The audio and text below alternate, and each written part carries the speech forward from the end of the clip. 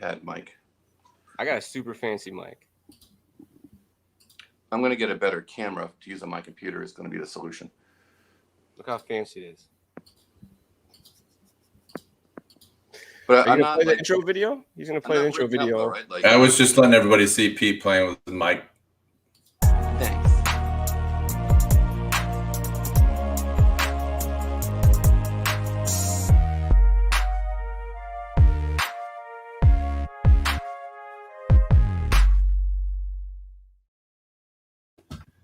Good news. Really good news today. For all I got a new hat. The hat. Oh yeah, hat. Comes with all the downloads too of the magazine. You get a hat and you get all the episodes and the magazines. It's fantastic. 6 DPI Charlie just got his hat. The other news today, it's late breaking news. If you notice, Pete's back because everybody's been asking where Pete. They missed you, Pete. I don't know if you watched and saw your comments. They were like, "We need Pete back in our life." So out with the chatty fucking Canadian and with the Texan. I'm no substitute for Pete. Charlie's in a weird filter mode of like ugly girls on Facebook. He's got like 2 DPI, so we can't tell. But hey, is that better? Yeah, yeah, perfect. What else is going on here? We're babbling, and today I didn't really have a topic because somehow the weekend creeps up. My Monday is a Saturday, so this is Wednesday. It's very confusing to me, and I don't really think about stuff. But I have some random topics that we're going to talk about, which me and Charlie started to talk about a little bit before. Sorry, I'm going to put this on there. Thanks, Stretch. So then our background fits and everything. I think we're going to start the show with a little bit of extra Charlie because he played with his mini tiny dirt bike on a RC track. I'm child-sized or travel-sized, and I found a motorcycle that's just my size. Yeah, and so the video is probably going to play a little choppy. I was trying to preview this. I can't make it better. Welcome to 20 whatever year we're in. So let's look at this stuff. Let me get rid of your comment Stretch there, and then see what Charlie does on his for fun. Where do I start this?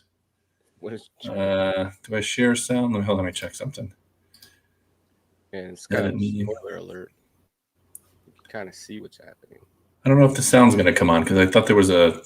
I can make engine noises. All right, you make the engine noises, and I'm not going to make engine noises. Oh, there you go. It works. I can hear it. So, my buddy has this pretty sweet backyard track, and I just got this 50 running, and I brought it along because my RC truck was broken. So I'm like, I'll race you guys with the 50 because my truck doesn't work. And this is the mayhem that ensued. You can't really make all of the sections like the cars do, so we have short track sections. That's why I'm not doing the whole lot. But it's a good time. And it still looks like you get your ass kicked. I got better. I went back this weekend and raced them some more, and that was 2 weeks ago. This footage, and I got more video where it's on the helmet cam, and you see how close they are next to you, and kind of take them out with your foot and all this stuff. It was a good time. Is the frame rate like 3 for you right now? Yeah, it's terrible. I think it's we're pushing the limits of modern internet with uploading a 1.5 gigabyte file live. If I'm going to be honest with you. So that's as good as we get. You get 6 DPI for 7 DPI Charlie, or frames per second for 6 DPI Charlie. So that's where we're at. That's what Charlie did. It's a sweet video. We'll put it on the YouTube and give you guys a link for later because it's pretty awesome. And I got more coming. If you like. By the way, for the massive audience, if I get all 90s rap video on you, it's because I'm trying to get close to the built-in mic because my external mic doesn't seem to want to work tonight. I thought that was your new thing. You're doing Apparently, a lot of external mics don't work with iPad. Safari is working on this. That's what they do. Oh, there you go. I thought that iDevices were the best of all time ever, and everything just plugged in and worked. Yeah, it's worked before, but they probably updated it. You got to use Chrome. I'm giving you a tip on the program. It says works best in Chrome, so that's where we're at. So I got an update. I've been building a kit, and it takes way longer when you're trying to do video. And Pete, I'm right here. I'm going to try to get Chrome while we're doing the show. Oh. I'm committed. So I've been building this thing. Building while taking pictures and making notes, right? Yeah, I haven't done the pictures yet because I wasn't really set up for that. You can see my studio that's always looks like the same. I don't have the camera lights up yet, so I skipped the photos for a while. And I'm going to use photos from Team Associated because it's just white. It's all the same. But this is my first race kit in quite a while that I built. I'm doing a whole video on it. Everybody will get to watch me make fun of it the entire time because I feel like that's what I do in build videos. Not that I'm knocking this car because I'm sure it's awesome on the track. But if I just sat there and go, wow, that's wonderful, I don't really know if it's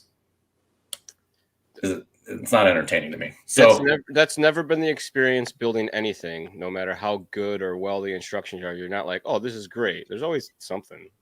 Do you recall the last kit you built, race kit? Me? Derek. Well, I built a Tamiya that's still not complete because at the time of the pandemic, nobody could have shock oils or diff oils. So I didn't finish building it because it was like, oh, you got to put all this stuff in. And I needed a half servo and shit like that. So that was a Tamiya product, which I was full black hair and had hair before I built it. And I went gray and went bald from all the extra parts and stickers you got to put on. And I'm not, again, the building process you kind of knock because I feel like we've gone somewhat forward in kits and somewhat backwards. Does anybody want to hear why? Yeah, I do. I'm interested. Yeah, just making sure we're going to talk about it. So tell us more. On the forward thing, it's like no longer, I'm talking like if you bought an RC10, half the people on here probably aren't old enough to remember, but you built a mediocre car, great for the time, and then upgraded the shit out of it with all these cool parts.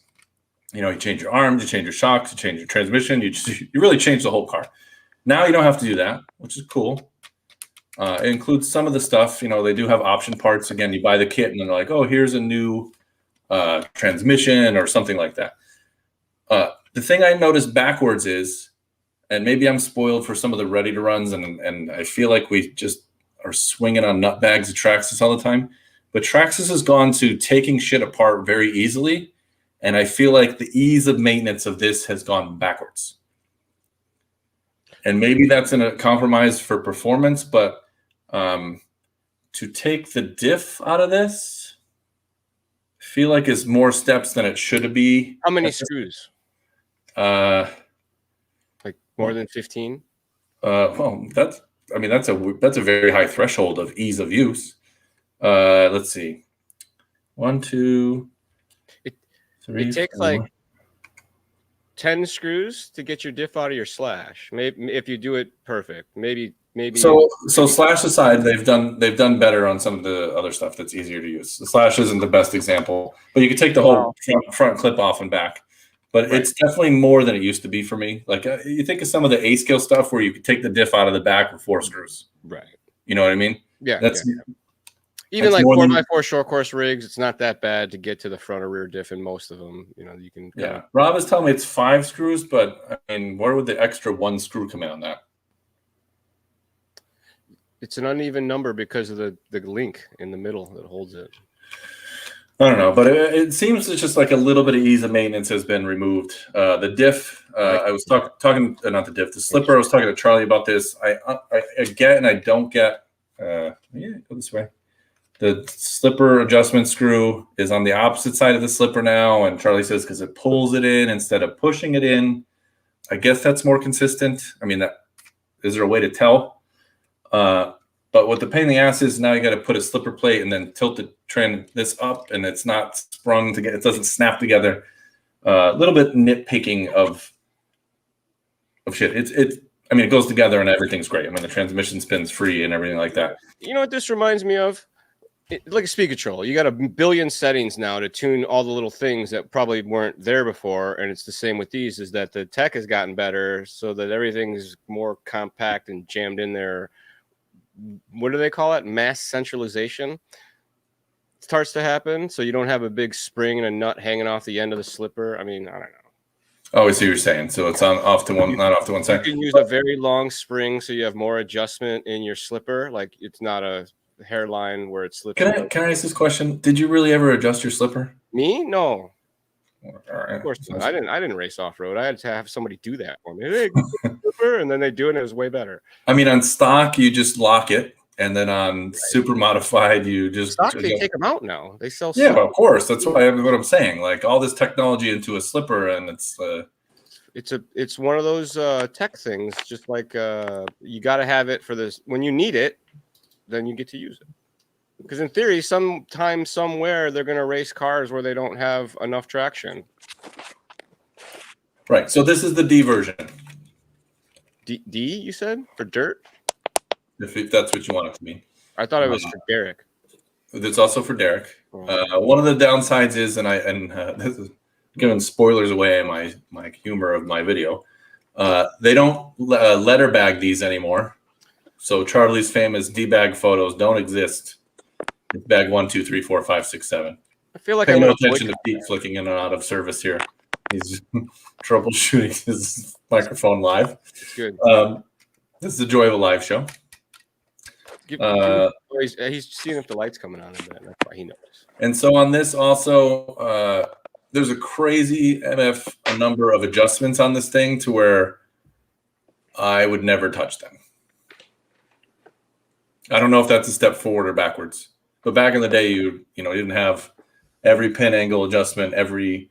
So I feel like this is one of those situations where modern day racing and social media has put the design and the tuning ability and all that of the vehicle under a microscope for the consumers. Like they don't just go out and buy the brand they want. They want the next best car that has all the cool adjustments, and they'll switch to another brand if it doesn't have this many holes and shim spacers and stuff like that. So you end up with compared to what we're used to, a puzzle, not a race car, right? I mean, that's how I feel like when I look at these guys working on these things. I'm like, what's going on here? Like, too much work for me. So this was kind of like one of the things I want to talk about is instructions, and that's maybe a forward-back conversation of what was better in the day. I know people used to love Tamiya instructions, and I always never got why everybody thought they were so amazing, other than they had cartoons. Is that why people thought they were great? It made it easy on people to tell what size screw they were supposed to use. That's a big deal for people. Which one? The guy? The screws. In what era were people saying they were great? Because they were. From when I started in RC till today, they haven't really changed. To be quite honest with you, they're still almost character Godzilla-like. Oh no, but early on, like you might have a kit that had like a manual with no illustrations, or black and white photography, showing black parts on top of black parts, and maybe they try to outline it in whiteout because there was no digital publishing of any type. So for quite a while there, to me, it really was like leaps and bounds ahead of everybody else, except for maybe Kyosho. Kyosho manuals were still good. Certainly, everyone's gotten way better, and it wasn't like no one had good manuals for a long time. I mean, once you got into the mid 90s, I think everyone had pretty okay manuals. I remember when Lozi went to printouts from the CAD software for the manual artwork, and it made things way easier. They had they showed you which way the car was facing, and it was easy. So I'll point some of these things out. So before I got into being professional RC guy, I built a Tamiya Falcon, which at the time you could have had the best instructions in the world. As your first kit, it's always going to be screwed up. Kyosho Big Brute, which was somewhat of a nightmare. And then I built my RC10, which had photos, which at the time nobody was really doing CAD design. But the photos showed the actual part very well, and then also text explaining stuff, which was helpful, like look at this and do this. I feel like some of that went away. As much as we like Traxxas, their instruction manual is more of like an owner's manual to me. There's really no here's how to build things. It's kind of like, here's a dissection, the explosion. And to be honest with you, it works for the most part, but if you're into the instructions, not the best. But here's what I do like about Associated. They did the flap out page. So you always have your screw sizes available, and they're pretty accurate. It used to be, I know I can't remember. A lot of the instructions were off on their ratio when they printed it. So like your 10 millimeter screw might show up small or big, and you can never really get the right ones. And especially when they go like 8, 9, 10, 11, 12, Yeah. It was almost impossible. So I like that. Again, I'm not picking on Associated because these, for the most part, pretty good. The confusion I had is that Associated's been doing this for a long time, and this car comes with 2 transmissions, a laid down and a laid back. And when you get to that point now, Charlie was saying and this is probably something that you probably need to do, is read the entire instructions before you start. Because as I was building this, it didn't specify, hey, you should do this transmission. I randomly picked up, because I wasn't really paying attention to the cases, 2 cases that matched, thankfully, because I would have been totally confused if I picked up the laid down, laid back, left, right. Would have had no idea what was happening. And I started with the lay down, but then I was like, hey, why do I have idler gear that's 4 times the size of another idler gear? Because you have to have different idler gears. And and then I went to the back of the manual and it explained it more, but it didn't really tell you which one to use. I had to use my phone or friend and go, hey, I feel like Associated probably thinks I'm an idiot, which, probably a good thought. Said, I don't understand which one I'm supposed to use. And then they explained to me, which wasn't in the manual. The lay down is for higher traction, which they defined as if you use slicks or super worn down tires that aren't pins. And then, which I understood, but I feel like this was the place to tell me in here, not texting to the engineer. Well, There's a ideally, balance of where they big put the stop sign information. that would say, sorry, go ahead, Troy. Go ahead, sorry. No, I said ideally there would be a big stop sign that says, do you want to build this transmission or this transmission? Because this one is for these conditions and this one's for these conditions. So decide now and either keep going here or go to page 11 or whatever it's going to be. Right. And yeah, it's like the stories that had 2 different endings. And the weird thing is they did put a optional sway bar installation page in there, but not the actual the thing that came with the car. So I was a little confused at that one. And again, I haven't built an Associated car aside from an 8th scale nitro in a long, long time. So it's not like it was slightly different than my last one. I just feel like some of the instructions should have been clearer. So for manuals, for me, we mentioned like it's showing the driver direction. This didn't show driver direction.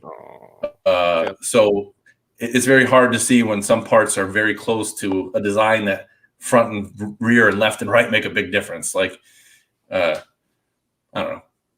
My build video should be somewhat entertaining if you like looking at my face and me complaining. Here would be my comment that most people that are going to jump in with 2 feet and go racing and build a kit, they have no clue what's going on. They're probably going to get somebody to build it for them, or they're going to get a clue by going to the track, talking to people, doing the super internet nerding, looking at all the pictures so that they kind of know almost how to build it before they ever sit down to build it. Like, seems like there's a lot of dudes that get way in with both feet. Well, again, I would agree with you, even though you way more than you insulted the shit out of me, which I'm fine with. That's not what I meant. I also tried to look for pictures to figure out what was going on. But if you can show me a picture that really shows a clean, here's the difference between lay down and stand up, and 3 different brace options, as I explained to Charlie, I chose the ultra cool tie rod one, the optional one, slightly because when I built the transmission and it didn't tell me that there's 2 different transmission braces, one that's short and one that's long,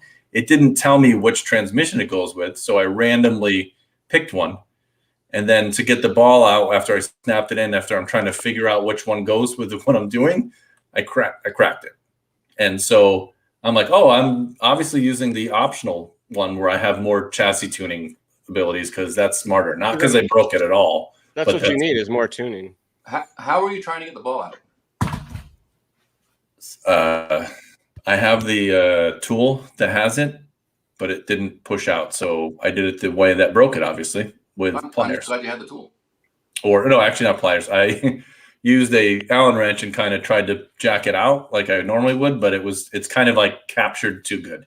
So completely my fault, but if the directions told me which one to use, I'd probably have the right one on there. But you do have a pair of shock pliers that have the little tooth that pops out the pivot. Yeah, I have the X-ray ones that I used for the first time in my life yesterday.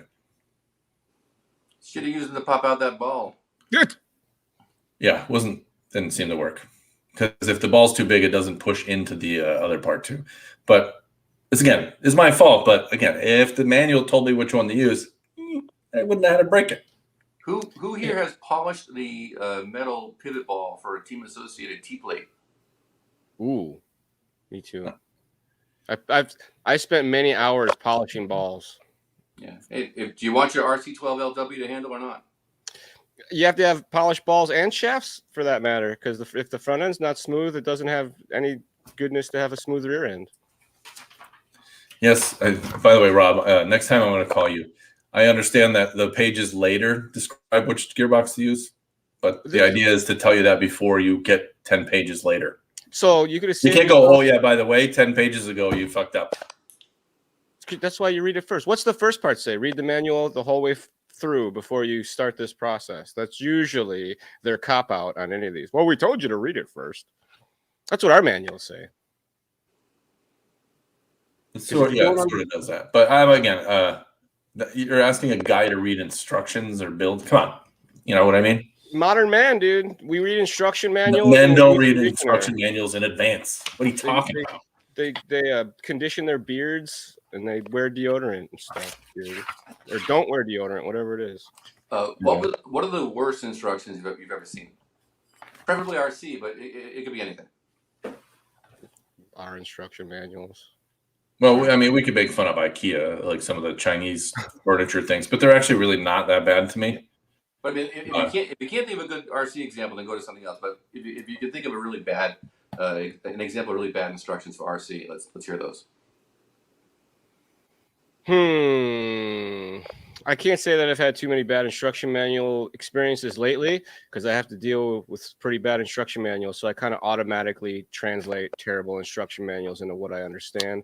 And I am a nerd, so I look into a lot of the stuff that I get into before I get it. So I kind of know how to use it beforehand, I guess. Well, I'll give you my bad instruction story. My move when I first was involved in RC was I would buy the stuff that would go on clearance when it was no longer the hot thing. Or just cheap stuff in general, of course. And I was familiar with the Team Associated RC250 because part of the reason I got into RC was my boss at the bike shop. He had all these old, early 80s RC cars, and I knew what they were. And I was like, yeah, I've always wanted to try this out. And that kind of like set the hook, and I started getting into RC. But you said RC250? Yeah, this is a Team Associated Nitro Pan car, basically. I was going to tell the kids because I knew what it was, but thank you. Just a big 8-scale plate of aluminum, like no suspension, just basically a giant 12-scale car, scaled up to 8-scale with a nitro engine. Right. It was great. Tower was blowing these things out, and this was like probably like 92 at this point. So this is ancient stuff, which I knew, and that's fine. So I get this thing, and I open the box, and like the instructions are like typewritten, like on a typewriter, and like they never updated. It's what you would have gotten in 92 or whenever the RC50 came out. There are no pictures at all. And the top deck on this thing was just a piece of this like white plastic. And it didn't even have any openings cut out for servos or anything like that. It was just like a blank square.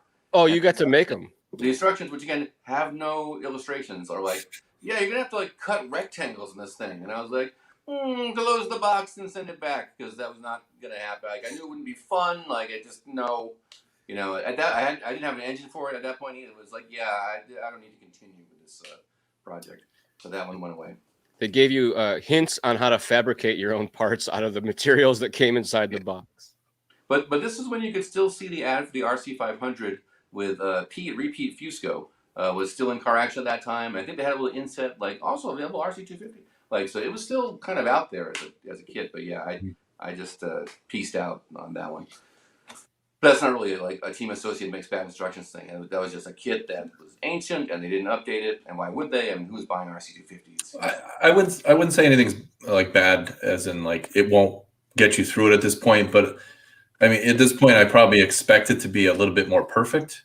Only because like when I built this, obviously I don't have I didn't design it. So like, if they designed it and then read the instructions, it's like when you type and leave out words because your brain filled it in.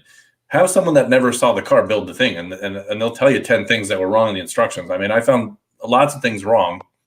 And again, I understand timing and getting stuff done. And there's an addendum that has four changes in the instructions, which I don't know if the instructions tell you to download the latest one, but it should. So it's not knocking them. It's just that, we've refined it. I mean, I remember building the RC10 and you had to drill your own servo holes. I couldn't do that shit. I was 10 years old. I didn't have a drill.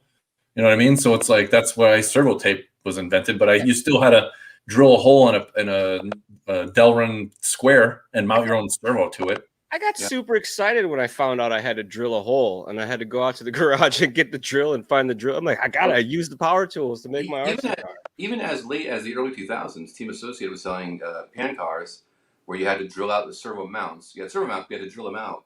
And it wasn't like it was just a 90-degree block. The mounts were designed to hold the servo kick back. So you had to have a vise that you could hold the servo mount with the drilling surface flush with the top of the vise, so you could drill straight into it with a drill press. Otherwise, you're going to hold it with your fingers and try to use a hand drill, and now your screws are going in different directions, and you drill your finger. So that's why we all bought those, because at the time, servo mounts with holes in them were like an option part, and you spent $695 to buy. Who made them? Like I'm sure. And then eventually they still give you the plastic ones that you had to drill, and they would sell option ones. Yes, exactly. When you buy the kit, and then like another handful of parts to finish the kit, which I thought was cool. But, nah, not that cool. Why can't you just put it all in the box? And then they're like, oh, it costs so much. And then they do it now, and everybody complains the kits cost too much. So you're awesome. In the early days of Nitro, it was like you'd have a Nitro kit and an electric kit. Now, the Nitro kit included nothing. Yet somehow it was as expensive as the electric kit, which also included nothing for Nitro because it was electric, but like just by virtue of being Nitro, more money. But like, okay, cool, you got the kit. All you need now is an engine mounts, clutch bell, fuel tank. Like everything that was Nitro related to it like was not in the box like at all, which was crazy. By the time I got into Nitros, they came with. No, you're right. You still had to get your own clutch and all that stuff separately. That was pretty stupid. Yeah. Why did we ever not do include anything for a long time? It wasn't really until the Nitro Hawk came out that I think manufacturers were like, yeah, we probably should put more stuff in the box. There's like a full ready to run out there that has everything ready to go.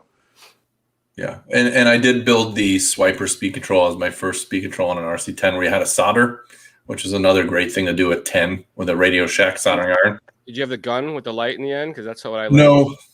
My friend did, but yeah, I had the one that you had to sit there and hold it on there for 30 minutes and then hope it melts something.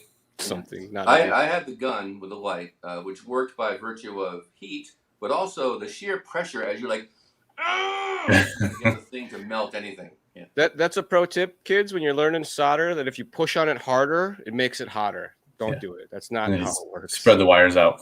Yeah. And if you don't know how to hold a soldering iron, just look up stock photos of people soldering. That's how you do it. Just like them. I will say I have burnt myself several times as a kid grabbing the soldering iron by the tip and not the backside. So wasn't as smart as I am now. At the track one day, and Barry was soldering something in his car, and the tip wasn't good, and he leaned into it a little bit, and it was after a bad run or I don't remember what exactly happened, but he bent the tip of the iron. He goes, oh, crap. And he goes and he pushes on it with his thumb, and you hear it sizzle as he like tried to bend it straight. I'm like, no, oh, dude. He was hurting for like many days after. Track brain. Yes, your dad was supposed to help you, but not mine. That was another thing it said in the beginning of the manual that Derek skipped from his entire life. Don't read the first page. Too much helpful information there. Make it difficult on yourself. In a similar move to what Barry did, I once glued my fingers together, and instead of grabbing the debonder, I grabbed more CA. Ooh. My fingers are getting so hot. Sealed the deal. I don't know what chem sensing. Temp sensing. RP1 where it instantly gets hot. Yeah. That's the one I have now, which is very hard to burn yourself, which is great. But that didn't exist for a while. And then they were like $500 for a soldering iron, but now they're cheap. Hanging out with you guys makes me feel so old because it's always like we're talking about back in my day, the soldering irons are huge. Do you know what my first step when using a soldering iron now is? And then dust goes everywhere, and then I plug it in. Yeah, and I learned that since I don't solder, I don't think I was actually really ever good at soldering because remember soldering batteries with stupid braids and stuff. You must have one around. You work on speed controls all day. My soldering iron is currently on, and it's like hot right now. I have to admit, I used to really enjoy like you'd put together like the hot new car, which is a B4 for me at that point. I'm like, cool. I'm gonna get my LRP or Novak speed control, and I'm gonna do like the most perfecto 3-wire setup. I'm gonna make sure that the positive tab on the motor is closest to the speed control because those few nanovolts are gonna make a difference for me as I hit the boards. And that would be just super mint, like the tiniest, little shiniest, solder joints and like the shortest wires and just a beautiful flow to the motor. I used to really enjoy that, and now I don't solder anything, and I don't miss it one bit. And when I have to solder, I'm like, oh. I remember getting one of my greatest, like, how when you got excited when you got stuff, like when I first got my first M8 radio, it was like a great day, Yeah. I was so happy for that. And then like new cell phone day. When I got my first Unger soldering iron, that was like, oh my God, I can't believe I saved up $120 to get this thing. That thing lasted forever. Yeah, I left it on for a good month straight in my basement one time. It was still fine. Those were the sign of you were big time in RC when you had that Unger base station that didn't just had the little orange light on it and that ceramic thing that held the iron. That most of them were cracked or broken because that's how we rolled. Yeah, my milestone purchases were a Tekin BC112C charger. Yeah, that was like, oh, I am a pro now. Ungar race station for sure. And when I stopped running a Futaba MC210CB speed control, which came with the Magnum Junior radio, and I got a genuine Tekin. It was one of the sport models, but it was the Tekin, and I was like, this is awesome. I'm, got my speed gems in there. This thing is dialed. Yeah, my first electronic speed control was, I feel like it's MC112B. I don't know if that was, or what you said was right. The Futaba one with the fuse in it, is that the one? Yeah. Yeah, where you soldered the fuse on the outside? No, I just put a bigger fuse in. No, I had the advanced one where the fuse just plugged in, had a green 20-amp fuse.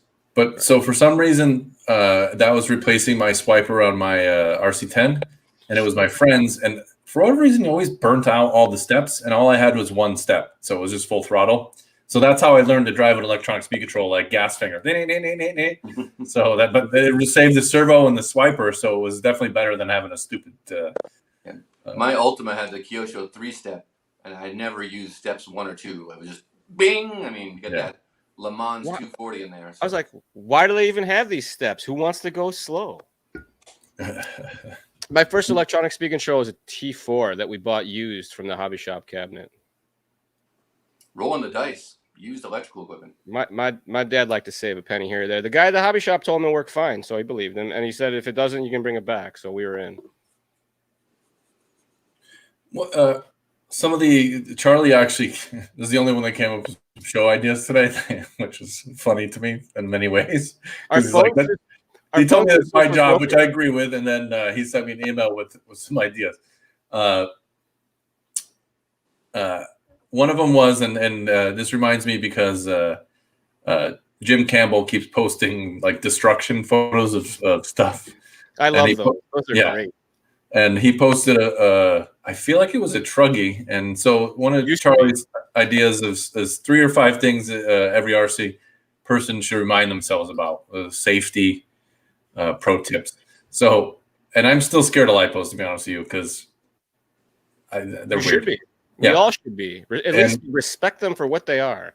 Yeah, because I still have batteries that I just bought, and now I'm like, man, I haven't touched them in like 2 months. So I was like, and I'm not the one to throw them out until they blow up. So, Pete did a safety thing on Puffy nips, and one of the things that get reminded is that as good as batteries the charger has, I probably can find that picture of Jim real quick.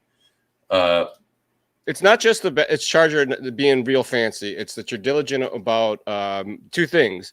Balancing batteries constantly will save them from going bad on the charger, and battery balancing lead care. Like keep the balanced leads in good shape, because as those things wear out, go bad, get damaged, all of a sudden your battery can't be charged safely. but you're going to charge that battery anyway. You're just not going to balance charge it, and then you're going to run into some problems because the balance charge situation just makes the battery live safer. That's all. I was at Hobbytown today talking about what's selling for them for stuff, and they were talking about how like they really love selling the ID chargers and the smart charger on the Horizon side because they don't have to worry about people goofing that stuff up because it just does it automatically. That's right. Load off their mind because they don't want shit burning down.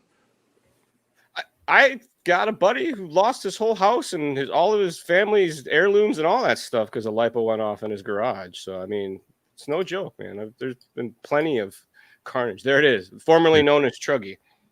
I don't know if that's Jim's or he just somebody sent him a picture. I can't tell. Oh, there's a speed control in the back. I can't tell whose it is or whatever. It doesn't really matter what the speed control is, but that's a pretty good looking photo right there. Jim's comment about this one was had to do with the battery getting crushed when you lawn dart. So being wary of how your batteries are mounted so that they're not hard impacting something because the internal parts of your battery have things soldered to them. You crack those solder joints, you bend those pieces, you jam that all together, goes bad real quick. Sure, it's in a plastic case. That just means you can't see the problem that's happening inside of it. I couldn't tell you which direction those leads are. And I thought about that when he said it about lawn darting and the electronic parts of the battery being in the front. To me, it's more impact protection for the battery, like having something to absorb that, a piece of hard rubber type of deal is what I'm getting at.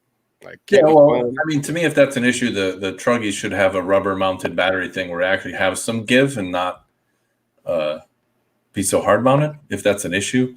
Right. But it does remind me that you got to be still careful because the bigger the battery, especially if you're going 3, 4, 6S, that's got a lot of effing energy in it. And I can still remember when I was racing at OCRC and me and Big Carl went to get some sushi and beer. And we got a call from the track. They're like, hey, your car just burned down. So we were like, oh, can you put it out? We'll be right back. So just be careful about that's a big one. Probably the most important one, to be honest with you. And again, I have lipos where I think about them. I'm like, man, I just bought them and I used them once and I probably should go play with them again. Every lipo I've had bad is because I just haven't used it, And it's like I'm the king of like I'm gonna go run this car around. By the time I charge the battery, I'm like I don't have time to do it now. And I don't ever put it back on storage charge, and it goes in the closet with no fire protection. Fully charged, and then it puffs later on. Doing the storage charge thing helps a lot. And if you run stuff down to a hard cutoff or you shut the battery down because you ran it all the way dead, put some charge in it right away. Don't let it sit dead. Don't let them sit fully charged. You want to be 50 to 70%, and they'll live a lot longer. I didn't used to think so in the beginning. I used to leave my lipos charged all the time and then ruined a whole bunch of batteries when we started doing all this backyard track stuff because you get them out, wouldn't race for a month, and then you get out your full charge packs and they'd be wrecked. So battery care is a real thing if we're not making that clear. What else? What other pro tips do you have for us, Derek? Read your instruction manual from start to finish before you actually build it. And don't, instead of putting a stop here and make a decision, choose your destiny, you should read the ending of the book first. Go step 1 to page 32. I disagree with this. Freaking read the whole manual shit first. I like that you disagree with your own pro tip. That's good. Yes. Here's a pro tip. Don't listen. I'm a big fan of reading through the manual because I'm the guy who will always put like the ball studs for the camber links on the front of the shock tower when it's supposed to be on the back, and and then I have to take them out, and just that stuff is annoying. So. Well, I agree, but I think the instruction manual this day and age should be easier to see than it shouldn't be that easy to make the mistake. And the instruction manual can't accommodate for you being like, it's 3 a.m. I don't feel like stopping, and then you're not as time to build car. Yeah. Through comprehension. You're not as on top parts of it as you should be. My big thing, and I never have to think about this because I'm always wearing the spectacles myself, but next time you're Harbor Freight, spend $2 on some safety glasses and wear them because I've had solder go in my eye. Not it would have gone in my eye. You're blowing off your car with a compressor. I've had dirt bounce off there and pebbles.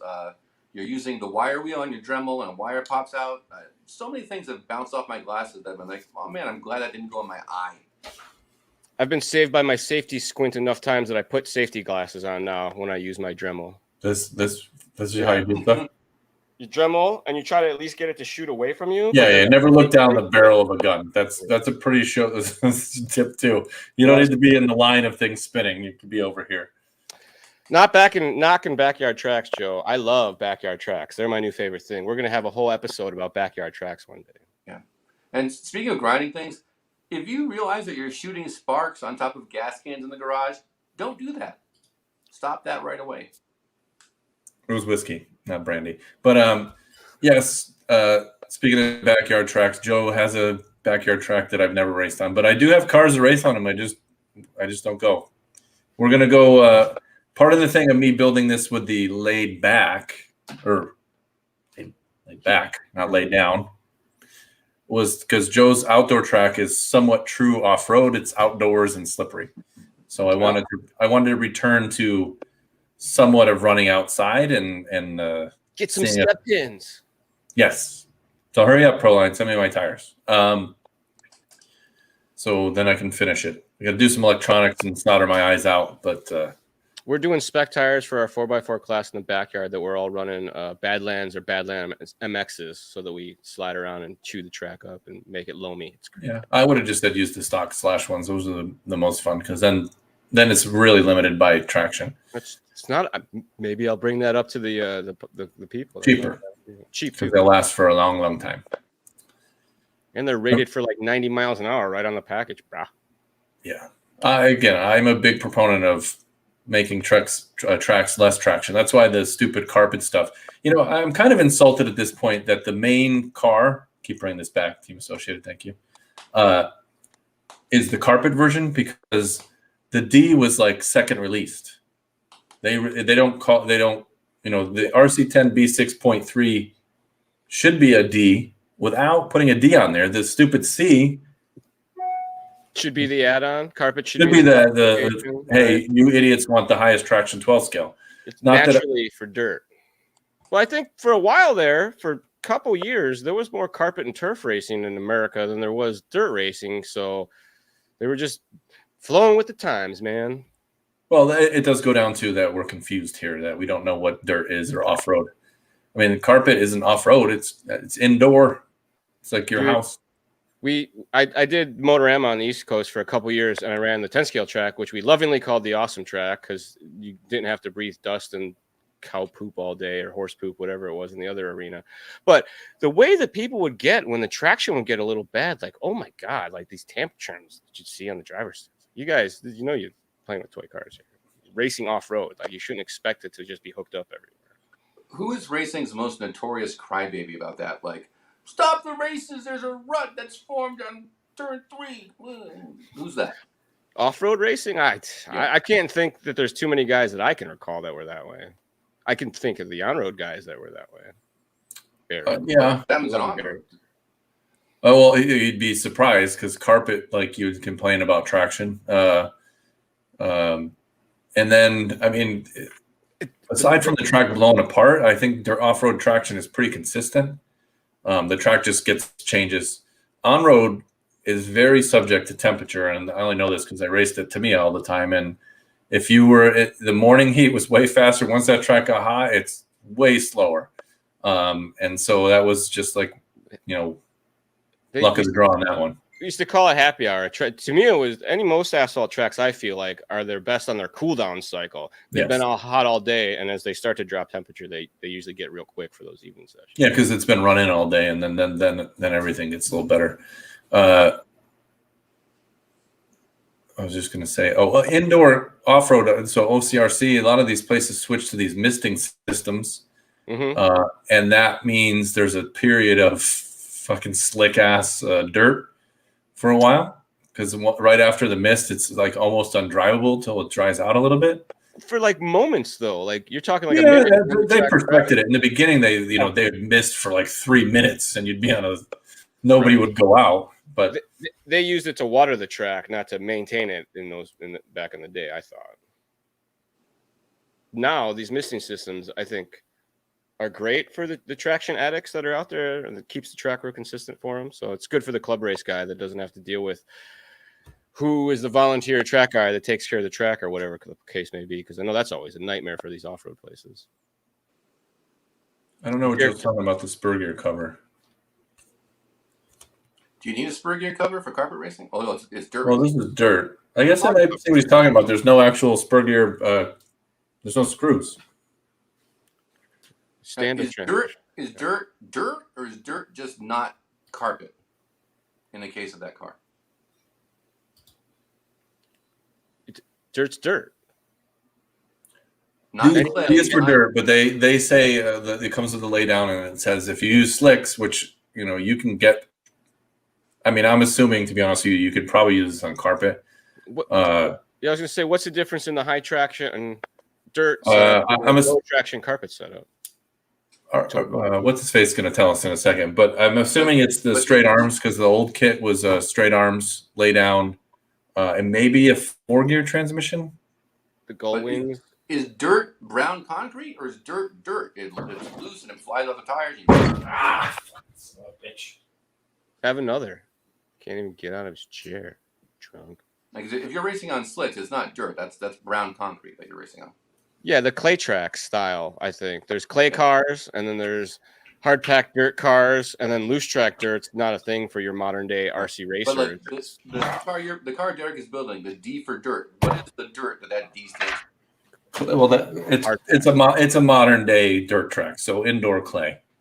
They give, like I said, they give you the stand up or laid back, whatever transmission they're going to call it, to make it react slower. I mean, it's just higher more traction. You want everything low, and then lower traction stuff up higher means it creates more physical traction.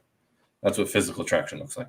Of course, if you're racing mod and you have too much horsepower, you can probably just put a weight higher up on the car and not worry about what the transmission's doing. I would almost willing to bet that in a super pro racer, they probably can make both go as fast. Yeah. They could beat you by the same margin or a different margin with both of them. That'd be the real test. As you spoke about at the beginning of the show, like I'm all for having less stuff to adjust because that's more stuff for me to goof up. Well, there used to be a thing where if certain cars didn't do any R&D, so you got 72 camber link locations, and it was like, oh, you can tune forever, and it just means that they never figured it out. So it was like, forever. Here you go. This car, the modern cars are crazy. I mean, like I said, when building this and seeing it used to be where you had a toe-in block, and it's like, oh my God, I've got a 3-degree toe-in block. Now you have, from 0 to 3 toe, and then you have I forget what they call it, anti-squat. What do they call it in off-road? Anti-dive, all that stuff that's in like pro dive. Pro dive, but that's more on touring car.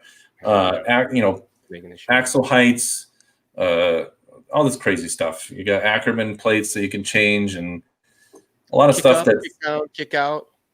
Yeah. How about this for you guys? And for me, the answer is Losi, or Team Losi. Which brand tended to be the best setup right out of the box for you? You built it for the manual, you went out and ran it, and it worked mostly, if not completely. Yokomo. My Yokomo touring car had dialed box car or kit setup. Like all we did was change the springs, and it wasn't bad. Back in the day. Yeah. For me, my Pro SE, my LXT, and then the Triple X and Triple XT, those all I did nothing. Just built it, ran it. It was great. I would say in general, if I was saying what car fit my driving style, I was more of a Losi person, only because their car, I think, required you to drive it harder to go fast. And Associated, you kind of had to be a little bit more gentle, had more steering. That's the whole thing that I felt Associated always had more of. And if you were too aggressive on the steering, it was spinning around all the time. That was just me. I remember between the LXT and the double XT, I had a 10T, and because the guy showed up with one on the track, and that transmission just spun like forever. Whereas the LXT had the 6 gear, and like it wasn't as smooth, and I had to have a 10T, and it was very hard to drive compared to the LXT. So I went back to Losi, which is no fault of Team Associated. Just out of the box, that car, where I raced, was not as dialed as the Losi stuff was. I do have some good news. I looked at my YouTube thing for Super Chat. And once I make a video saying that we have stickers and stuff and announce it, somebody could buy a 15-minute spot on here for $99. That sounds like a pretty sweet deal. For who? I don't know. It's a bad deal all around. But what do they Whoever get for gets the 99 only bucks? They you appear on get the to show? Or? you get to be live on our show. I'll figure out what it is. But if you want to pay $100, you could come on our show with us. Do they have to wear a shirt? Where you can spend. Yeah, you could. No, you could be Shirley. You could be naked. I don't give a I shit. hope it's a But girl. it's probably not going to be a girl. I'm going to just put you in a little secret. $5 and your comment will appear and will answer your question, like that type of thing. Yeah, you have. You have stages. So it's I did stock, modified, and like factory or whatever. So it's like $2.99 if you want to. I don't remember what it was. So stock is the most expensive one, right? Because that's how. No, it's the cheapest one. That's like your comment gets put it up there, guaranteed or something like that, and then some other thing. We look at you, and then $100 is you can come on here, and we'll figure out what if it's just ask us questions, or if you're just sitting there looking weird with us babbling about nothing.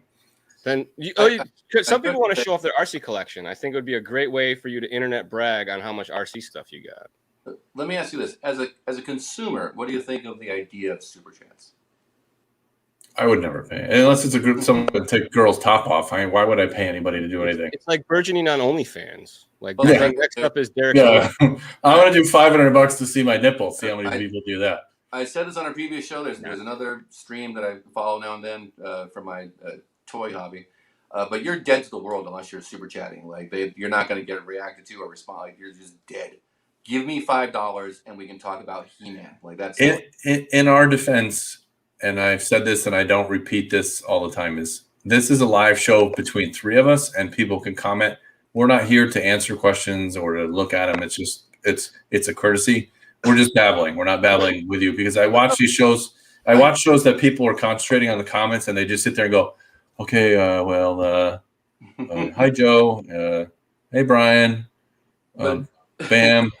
You know what I mean? Like it's very as bad as this show is, but believe me, I would never pay $100. If someone pays $100 to be on the show, I will laugh a long time. If we're doing the show and a dude spends his $5 to super chat and his comment is dumb, we'll still use it. But if someone has a great comment or a hilarious one-liner and they didn't pay, you're still going to put it up on screen because it's good content for the show. I would think, right? I would I would always pay to put a 8. And then equal sign, capital D, squiggly. That's what I would pay my $2.99 for every time. Yeah, that's a penis. It is. Hilarious. So I have it as stock. What do you get? You get a loyalty badge. This is a perk. So you get your comment posted during the live show for 15 seconds. Modified. Again, I had to just set this up on the fly because somebody was asking me why we don't do it. For $10, I'm going to send you a decal sheet. Can someone ask him why we don't get sent $100 bills for no reason at all? Because I think if he's going to do a super chat, because you asked, that you should ask him to just start sending everybody money also. Come on. Yeah. Well, the $100 is that, and then $100 you're live on our show. But for the middle one, it's $10 for a sticker sheet, which I will run out of quickly, and I have to figure out how to get sticker sheets because it took 2 years to get some from Jeff.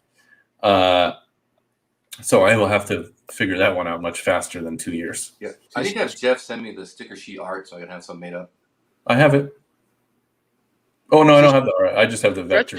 He'd pay just to internet brag on his sweet build, like a lot of people would. I think that you're gonna get some hits on this one. I'm gonna give my buddy $100 to show me his garage on the show. Anyway, I did it just as shits and giggles because I had to do 3 levels. That's our great news. I think we're almost done with this issue. I don't really want to say because I'm kind of upset at this point, but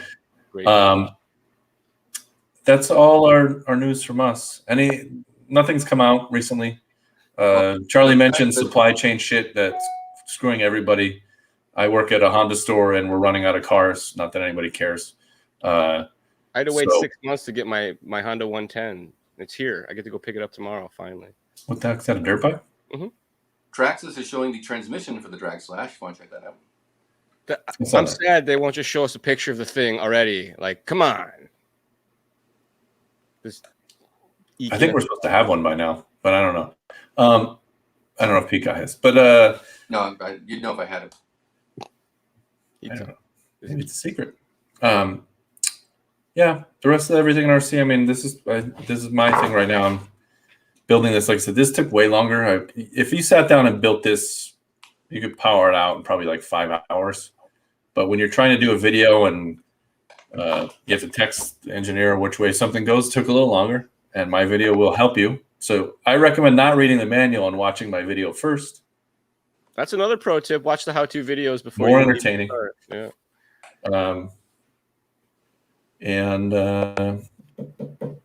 That's it. If anybody's not doing anything the first weekend of June, I'll be at the TDS mountain bike enduro race. It's super awesome. There's RC party every night. We'll be there. Hobby Wings is sponsor. It's going to be rad. I also get to go to Axial Fest at Donna Ranch, and I may get to go to Axial Fest Badlands in Indiana. So I'm excited. I get to get back on the road and go do nerd things with my nerd friends again. So it's going to be good. Is Axial Fest still just Axial, or with Horizon at the helm, will they let you bring up a Terra? They stuck to their guns, and it's just Axial, but plenty of people bring other rigs and drive them around, and it's not a big deal. I mean, it's not like there's a dude walking around, hey, it's not an Axial rig. But you don't get, you take your truck through tech, and you get cool event stickers if you bring your Axial rig up there. So the Proline one's coming up too, I think. By the Fire, that's right. It's August, and I'm pretty sure I get to go to that also. That is great rock out there. If you like scaling, that place is awesome. Apple Valley. Yeah. Close to me. Never been. Before we go, what would be the most hilarious blank fest for RC? A RC brand fest, like Axial Fest, but it's like bowling fest. Velocity Fest. Just be us sitting around getting loose. It's right now. Hey, at least we have some beer.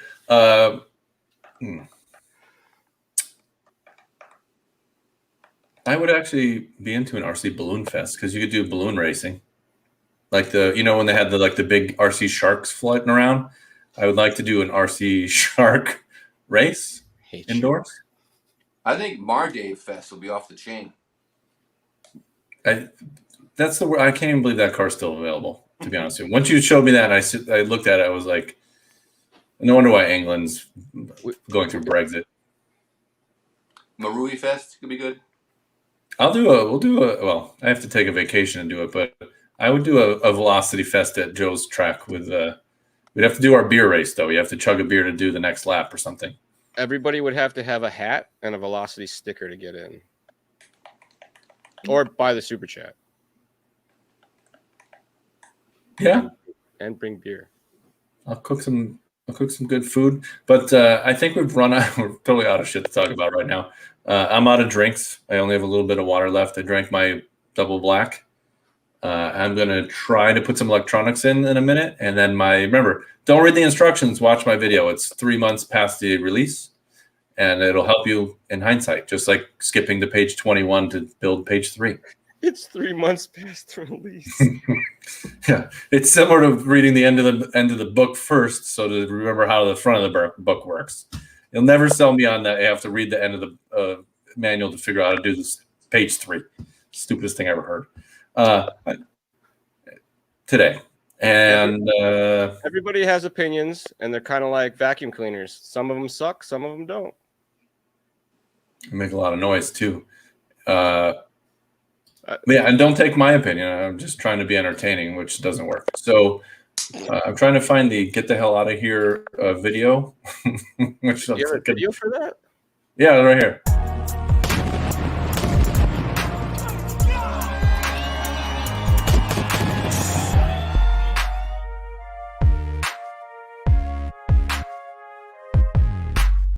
Just a reminder, make sure you subscribe to something like Bell, Crap, our magazine. Check it out. There's still a free link. It's an old issue, but if you want a hat, I did not post a link to buy the hat anywhere yet. It comes with all the episodes of the magazine, the hat. It's great. Yeah. $30. And it makes Derek ship a box, so that's even better.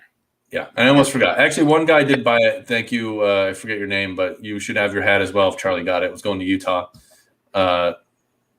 Pete's going to shank you. We'll do a knife comparison next next week. I think he keeps pussing out a different knife. Like it's not the same one every I time. have a Kershaw I found, and then I buy cheap knives at Walmart that I like, that they seem like a great value for $4. So that's what I get. Never ask Pete. Never ask Pete. One thing we've learned from the show is just never ask Pete for a random toy or knife because it's probably near him somewhere. These were on clearance at Home Depot. It's like $3. I got 2 of them. I don't know what Pete does. He's just around. He's a bargain shopper. He's a tool guy, dude. You gotta have multiple tools, and this way, if you wreck them, you got a backup. Yeah, you should start the video of, hey, I got my $3 tool right now. Get some referrals. Anyway, we might be back next week. Jeff thinks he's going to be here, so if you're a Jeff fan, we're probably going to cancel it just because Jeff's coming back. But I think if he says he's in, then we say we're all busy. Yeah, exactly. We're the opposite. Right before he's about to get on. So all right, I'm ending. End. Over. We're out.